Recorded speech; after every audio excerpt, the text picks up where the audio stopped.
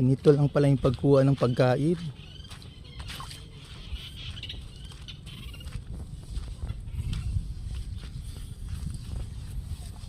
Usually pala, dyan sila nagtatago sa mga kanyan. O yan, oh.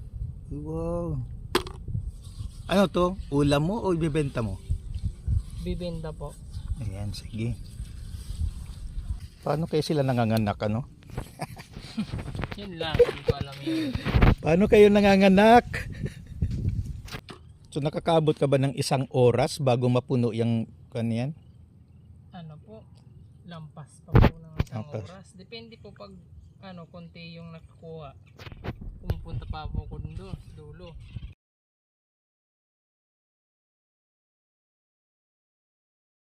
Pag napuno na yan, magkano yan? Ano po, pag nakadalawang kilo po, 100. Kinikilo mo. Opo. Ang puno niyan, nakakabot ng higit 1 kilo? Opo. 2 kilo mahigit. Okay, sige.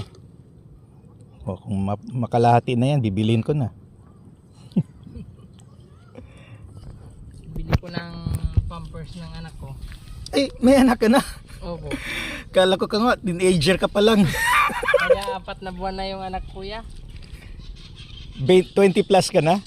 Opo, 21. Yung asawa mo, may trabaho. Bahay lang po. Bahay lang din. Kasi may bata. Okay. Galing po ako sa Purak, Pampanga. Umuwi ako kasi nanganak yung asawa ko. Di pa ako nakaalis kasi di pa pwedeng iwan yung mag-ina ko. Ay, pero taga rito ka o Pampanga talaga? Taga rito po ako. Pumunta ka lang doon na magtrabaho?